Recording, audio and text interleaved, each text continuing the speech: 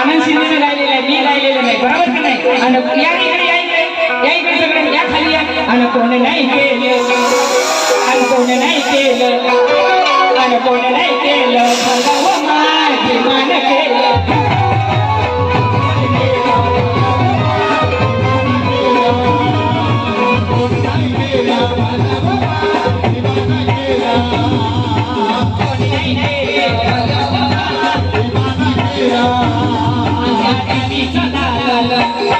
त्या